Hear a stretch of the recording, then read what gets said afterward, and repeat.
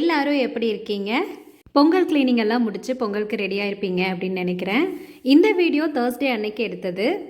ஆனால் எடிட் பண்ணி போஸ்ட் பண்ணவே முடியல. ஹஸ்பண்டோட ஃப்ரெண்ட் ஃபேமிலி வந்திருந்தாங்க. ஸோ அதனால் லேட் ஆகிடுச்சு. இன்றைக்கும் க்ளீனிங் தானா அப்படின்னா அவ்வளோதான், இன்னையோடு முடிஞ்சிச்சுங்க. ஸோ இன்றைக்கி பார்த்தீங்க அப்படின்னா டைனிங் ரூம், லிவிங் ரூம், பெட்ரூம்னு எல்லாமே க்ளீன் பண்ணியாச்சுங்க. ஃபுல் க்ளீனிங் இன்றைக்கி முடிஞ்சிச்சு. பொங்கல் ஷாப்பிங் எல்லாம் முடிச்சிட்டிங்களா? நிறைய கலெக்ஷன் இருந்துச்சா?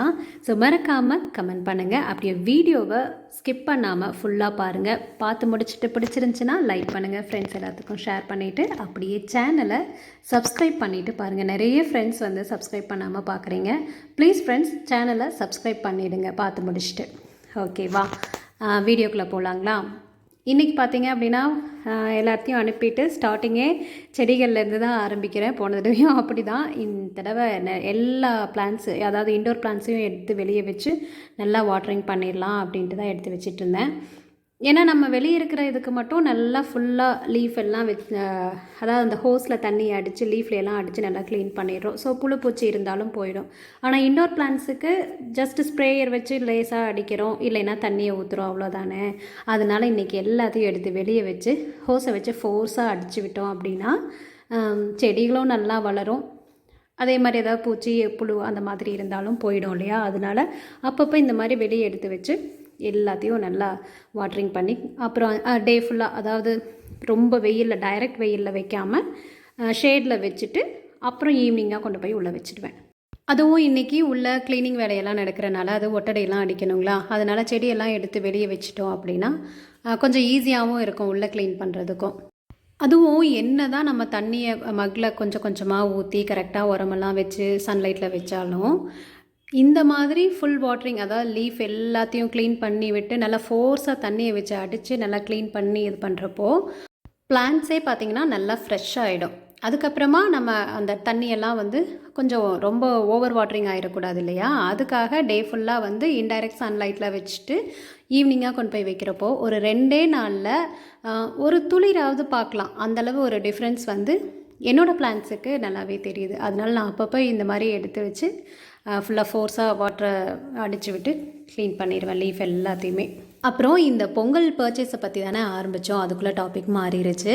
என்னங்க தனியாக ஸ்பெஷலாக பொங்கல் பர்ச்சேஸ் அப்படின்ட்டு இப்போ தான் வந்து ரேஷன் கடைக்கு என்ட்ரி போடுறோமோ இல்லையோ கரெக்டாக லைஃப் ஸ்டைலில் ஆஃபர் போட்டிருக்காங்க, ட்ரெண்ட்ஸில் ஆஃபர் போட்டிருக்காங்கன்ட்டு அப்பப்போ மந்த்லி நம்ம வந்து பர்ச்சேஸ் பண்ணாமல் இருக்கிறது இல்லை. போகிற வழியில் எந்த ட்ரெஸ்ஸையாவது பார்த்து அட்ராக்ட் ஆகிடுச்சு அப்படின்னா நம்ம இப்போல்லாம் வந்து ரொம்ப யோசிக்கிறதும் இல்லை, உடனே வாங்கிடுறோம் இல்லையா. ஸோ அதனால் அந்த க்யூரியாசிட்டியே போயிடுச்சு. நீங்கள் வந்து 90s கிட்டாக இருந்தால் உங்களுக்கு தெரிஞ்சிருக்கும். இப்போ 2K கிட்ஸுக்கெல்லாம் அந்த அனுபவமே இல்லை இல்லைங்களா. நம்மலாம் வந்து என்ன, தீபாவளி டைம், பொங்கல், பர்த்டே, இந்த 3க்கு மட்டும்தான் வருஷத்தில் 3 ட்ரெஸ் கிடைக்கும். அதுவும் அப்பாவே போய் தான் எடுத்துகிட்டு வந்து கொடுப்பாரு. அது நல்லா இருந்தாலும் நல்லா இல்லைனாலும் அப்படியே அக்செப்ட் பண்ணிக்குவோம். ஆனால் அப்பா கொஞ்சம் நல்லா செலக்ட் பண்ணுவார். அதனால் ட்ரெஸ்ஸஸ் எல்லாம் ஓகேவாக தான் இருக்கும். ஸோ அந்த ட்ரெஸ்ஸு வர்றதுக்குள்ளே மார்னிங்கே அம்மா கிட்டே கேட்பாங்க எந்த மாதிரி எடுக்கட்டும் அப்படின்ட்டு. அப்போல்லாம் வந்து 3 ஆப்ஷன் தானே இருக்குது. இப்போல்லாம் நிறைய வெரைட்டிஸ் இருக்குது. அப்போல்லாம் பார்த்திங்கன்னா இந்த சுடி மிடின்னு ஒன்று இருக்கும் இல்லையா, ஸ்கர்ட் டைப்பில் நீஸ் வரைக்கும் இருக்கும் அது. அப்புறம் ஃப்ராக், இந்த 3 தானே இருக்கும். அந்த 3ல் ஏதாவது ஒன்று அம்மா சொன்னாங்கன்னா அதை பர்ச்சேஸ் பண்ணிட்டு வருவாங்க. அதை வர்றதுக்குள்ளே அது தெரியும் அப்பா ட்ரெஸ் எடுக்க போயிருக்காங்க அப்படின்ட்டு. இருந்தாலுமே அம்மா கிட்ட எப்போ வருவாங்கன்னு கேட்டுட்டு அந்த ட்ரெஸ்ஸுக்காக வெயிட் பண்ணிகிட்ருக்குற அந்த ஆர்வம் இருக்குது இல்லையா. இப்போல்லாம் நம்ம குழந்தைகளுக்கு நினச்சா உடனே போய் எடுத்து கொடுக்கறதுனால அந்த ஏக்கம் அதெல்லாம் குழந்தைகளுக்கு இல்லாமையே போயிடுச்சு. அதுவும் ஒரு சந்தோஷம் பயங்கரமாக இருக்கும் இல்லைங்களா. அதனாலேயும் என்னமோ குழந்தைங்க இந்த தடவை பொங்கலுக்கு ட்ரெஸ் வேணும்னு கூட கேட்கவே இல்லை. ஏன்னா அப்பப்போ ட்ரெஸ் எடுக்கிறதுனால ஏதாவது ஒரு ட்ரெஸ்ஸும் வந்து புது ட்ரெஸ் போடாமல் கூட வச்சுருப்பாங்க. 2 பேருமே பொங்கலுக்கு ட்ரெஸ் வேணும்னு கூட கேட்கவே இல்லை. நான் தான் ஹஸ்பண்ட்கிட்ட பொங்கலுக்கு பசங்களுக்கு ட்ரெஸ் எடுக்கணுங்க அப்படின்னு சொல்லிகிட்டு இருந்தேன். இது வந்து பசங்களுக்காக கேட்குறியா இல்லை உனக்காக கேட்குறியா, பசங்களாம் ட்ரெஸ் வேணும்னு கேட்கவே இல்லையே அப்படின்னு எப்பவும் போல் ஓட்டிகிட்டு இருந்தார். சரி, ஏதாவது ஒரு வழியில் தான் நம்ம கேட்க முடியும். டைரெக்டாக நமக்கு ட்ரெஸ் வேணும்னா நம்ம கேட்க முடியும், கேட்டால் தான் சும்மா விட்டுருவாங்களா. இத்தனை சாரீ வச்சுருக்கா, வாட்ரோப் ஃபுல்லாக உன்னோடதாக தான் இருக்குது அப்படின்னு ஆரம்பிச்சிருவாங்க. நம்மளே வாய் கொடுத்து மாட்டின மாதிரி ஆகிடுங்க. பிளான்ட்ஸுக்கெல்லாம் நல்லா வாட்டரிங் பண்ணியாச்சு. இனி அது அப்படியே அந்த ஈரம்லாம் அப்படியே காயட்டும்.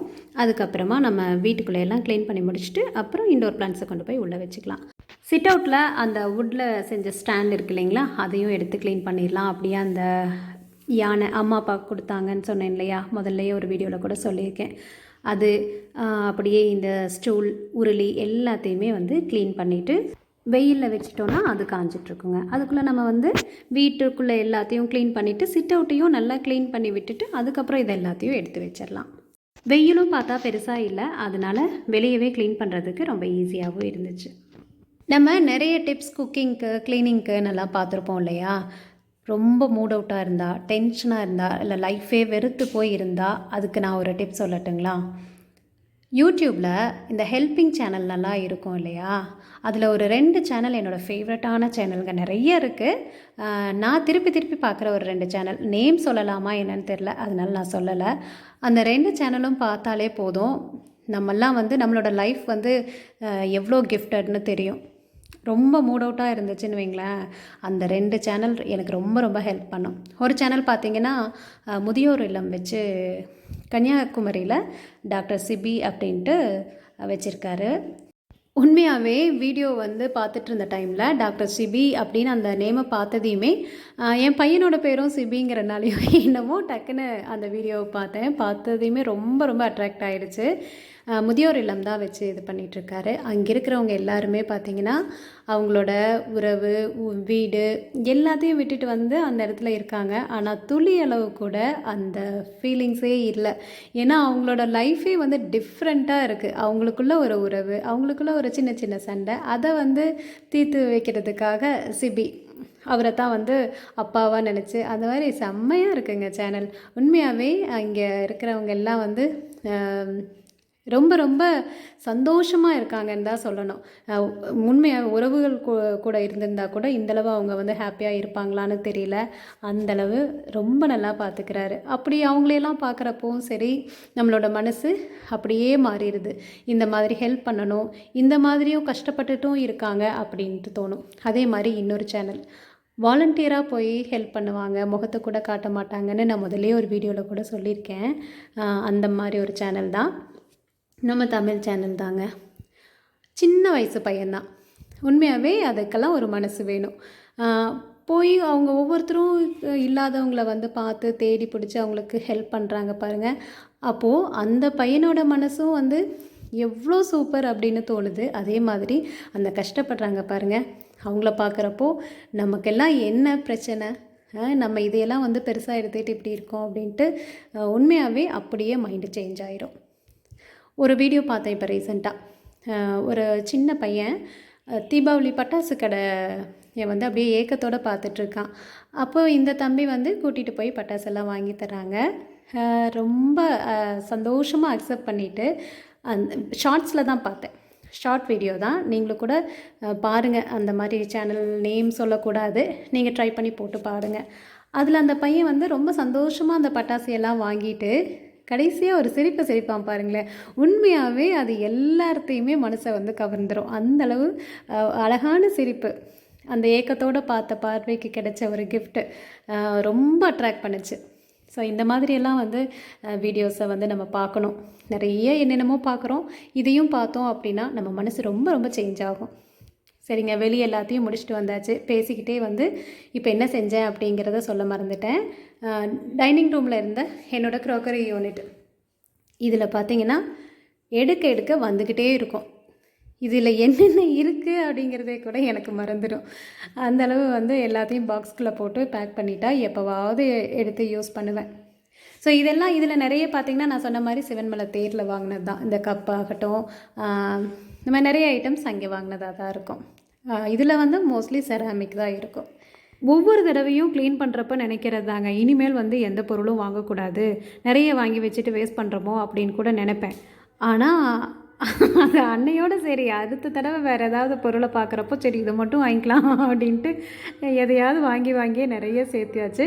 ஆனால் எல்லாமே பார்த்திங்கன்னா சின்ன பொருளாக தான், சின்ன அமௌண்ட்டாக தான் இருக்கும். பெரிய பொருளாக பார்த்து நான் நிறைய பணம்லாம் போட்டு வாங்க மாட்டேன். சின்ன இந்த மாதிரி மக்கு, இந்த மாதிரி பவுல்ஸ், இது மாதிரி தான் வாங்குவேன். ஆனால் அதையுமே பார்த்திங்கன்னா இனி எல்லாம் கண்ட்ரோல் பண்ணணும். என் ஹஸ்பண்ட் கூட கிண்டல் பண்ணுவாருங்க. ஒவ்வொரு தடவையும் தேருக்கு போறப்போ, எல்லாரும் சுத்தி பார்த்துட்டு வந்தா, "நீ மட்டும் ஒவ்வொரு கடையில என்னென்ன இருக்குங்கிறதையே உத்து உத்து கவனிச்சுட்டு வர்ற. கொஞ்சம் ரிலாக்ஸா வாவேன்.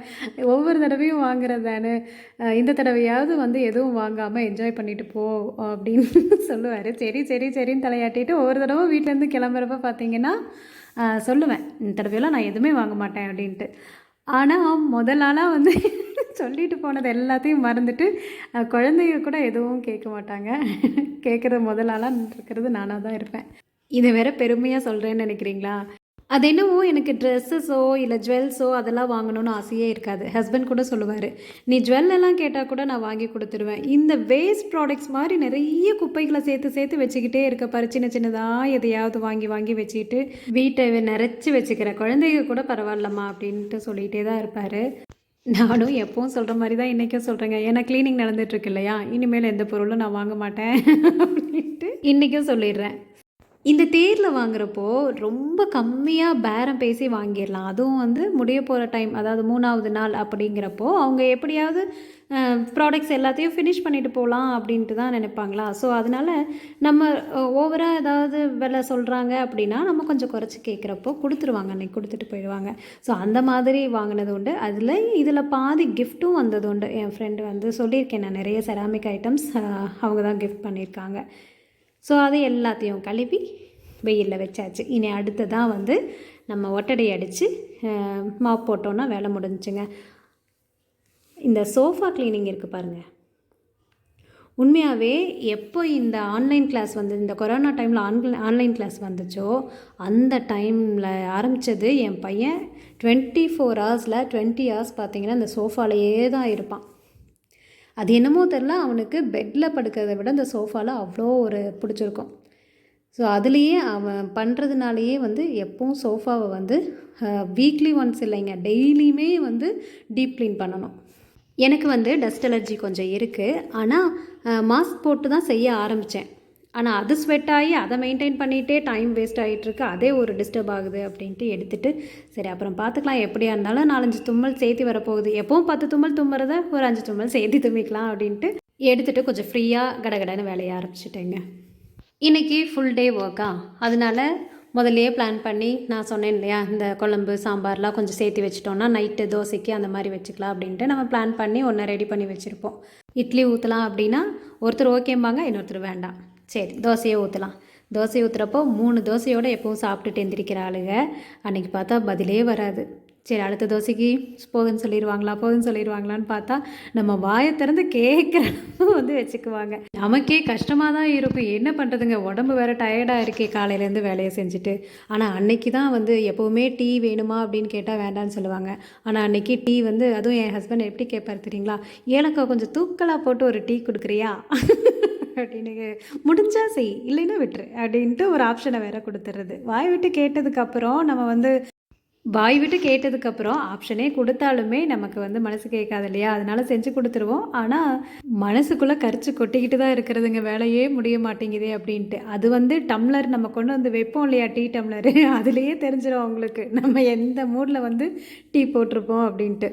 மோஸ்ட்லி க்ளீனிங் அன்னைக்கு நிறைய வீட்டில் இந்த மாதிரி தான் இருக்கும்னு நினைக்கிறேன். உங்கள் வீட்டில் எப்படிங்கிறத மறக்காமல் கமெண்ட்ஸில் சொல்லுங்கள், நானும் தெரிஞ்சுக்கிறேன். அடுத்த நாள் வெள்ளிக்கிழமை அன்னைக்கு வைகுண்ட ஏகாதசி. ஸோ அதனால் எல்லா வேலைகளும் வந்து வியாழக்கிழமையே முடிக்கணும் அப்படிங்கிற கட்டாயம். ஸோ பொண்ணு கூட இருந்திருந்தா அப்படின்னா எனக்கு ஈக்குவலாக அவளும் வந்து நல்லா ஹெல்ப் பண்ணுவாள். என்னோட மாமா அத்தை, அதாவது என்னோடய மாமனார் மாமியார் இருக்கிற வரைக்கும், இப்போ அவங்க இல்லை. தீபாவளிக்கு ஸ்வீட்டு முறுக்கு செய்கிறோமோ இல்லையோ, பொங்கலுக்கு வந்து முறுக்கு சுற்றுவாங்க. எங்கள் அத்தை செய்கிற முறுக்கு ரொம்ப நல்லா டேஸ்ட்டாக இருக்குங்க. அவங்கக்கிட்ட இருந்து தான் நானும் கற்றுக்கிட்டேன். தீபாவளிக்கு பொங்கலுக்குன்னு இல்லைங்க, நினச்சா போதும் அந்த முறுக்கு செஞ்சு பிள்ளைக்கு ஹாஸ்டலுக்கு கூட கொடுத்து அனுப்புறது. அந்தளவு நல்லா டேஸ்ட்டாக இருக்கும். அரிசியை ஊற வச்சு அரைச்சி செய்கிற முறுக்கு தான். என்ன தான் அரிசி மாவில் செஞ்சாலும் இந்த டேஸ்ட்டு வர்றதில்ல. ஸோ அந்தளவு நல்ல டேஸ்ட்டான அந்த முறுக்கு பார்த்திங்க அப்படின்னா எனக்கு எங்கள் அத்தையோட ஞாபகத்தை தான் கொடுக்கும். ஏன்னா அவங்க பொங்கலுக்கு மட்டும்தான் அந்த முறுக்கை செய்வாங்க. மறுபடியும் எப்படா செய்வாங்கன்ட்டு ஈகராக வெயிட் பண்ணிகிட்ருப்போம். கேட்டால் செஞ்சு தருவாங்க. பட் அந்த பொங்கலோட ஸ்பெஷல், அதுவும் நான் ஒர்க் பண்ணிகிட்டு இருந்ததுனால நாங்கள் தனியாக, அதாவது கோயம்புத்தூரில் இருந்தோம்.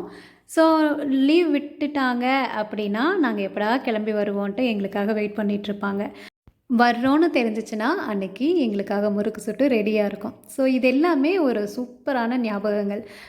உள்ள பாதி வேலை முடிஞ்சிச்சு. சரி பிளான்ட்ஸ் எல்லாம் முதல்ல அந்தந்த பிளேஸில் வச்சிடலாம் அப்படின்ட்டு அதை வந்து தொடச்சி எடுத்து வைக்கணும். அதாவது ஃபோர்ஸாக வாட்டர் வச்சு அடிக்கிறதுனால அந்த மண், கொக்கோபீட் எல்லாமே வந்து பாட்டில் வெளியும் ஒட்டியிருக்கும் இல்லையா? ஸோ ஒரு துணியை வச்சு நல்லா தொடச்சிட்டு அப்புறம் வச்சோன்னா பாட் பார்க்க நீட்டாக அழகாக இருக்கும்.